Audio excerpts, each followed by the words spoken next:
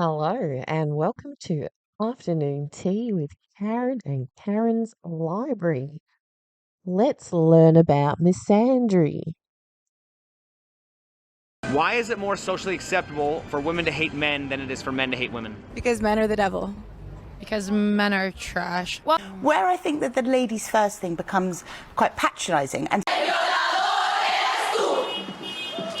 Today, I want to talk about Misandry, the fall of women. The reason I want to talk about this is that recently I came across a plethora of videos of women hating men. It breaks my heart to see videos like this because they show how modern-day feminism is spreading misandry, hatred and contempt towards men. This toxic mindset has become a part of our culture, making it seem normal and even praiseworthy. It's everywhere, in the latest movies, on TV, in news articles, and especially among social media influencers. I want us, as women, to realize there's another way, another viewpoint here in 2024 in the Western world. Men are not oppressing or holding us back. Believing that they are is damaging us, hindering our progress, and stopping us from forming healthy relationships with men. Let's delve deep into the roots of misandry in our society. I want to offer you the same eye-opening opportunity that was granted to me, to see the world from a different perspective. This transformation will empower you to blossom into the strongest, happiest version of yourself, a woman who believes in her worth and recognizes that no one can hold her back. It's crucial to understand that as long as we continue to embrace modern-day feminism and view men as our adversaries, we will never experience the profound love and connection essential for a thriving relationship. Now, let's examine a brief excerpt from the online influencer's video. By shedding light on the prevalence of misandry and animosity in her discourse on misogyny, I aim to prompt you to recognize these sentiments within yourself. This exploration will serve as a springboard for our discussion on misandry, its pervasive nature, and strategies to address it. What is the worst part about being a girl? In my opinion, it's not periods, it's not mean girls, it's not beauty standards. It is the constant street harassment. Can't walk home alone, can't walk with headphones in. If a man walks too close to me, I'm terrified and I'm gripping my key. I am literally so fed up and so sick of feeling unsafe. 75% of women get harassed on the street.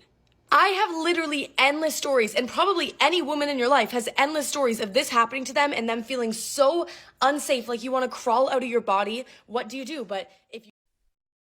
It's crystal clear to me. Do you see it too? The self-loathing seeping through her words as she speaks.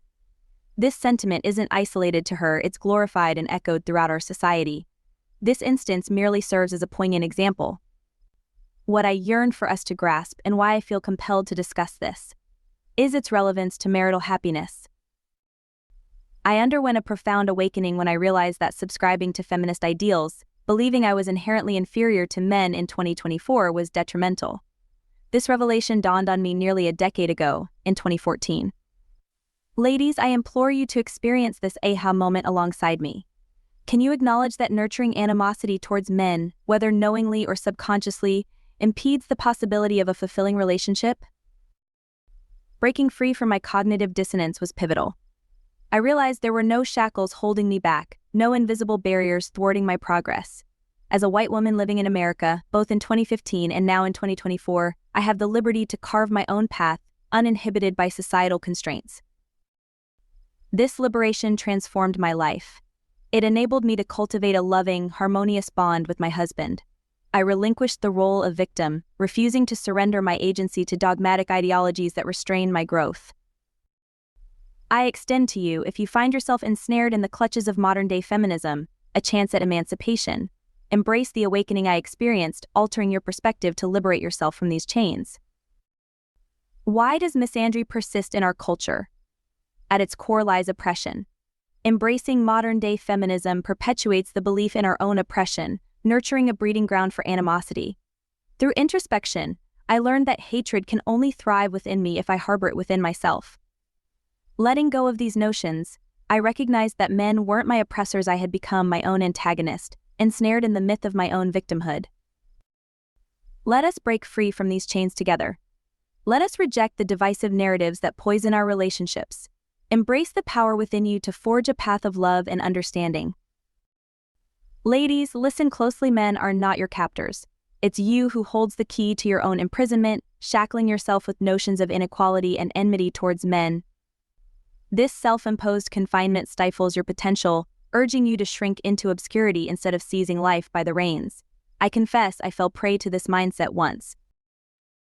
I wasn't, but I think Misandry will be used in a speech soon, and I didn't know what it was, and now I do. So, see you later. Bye.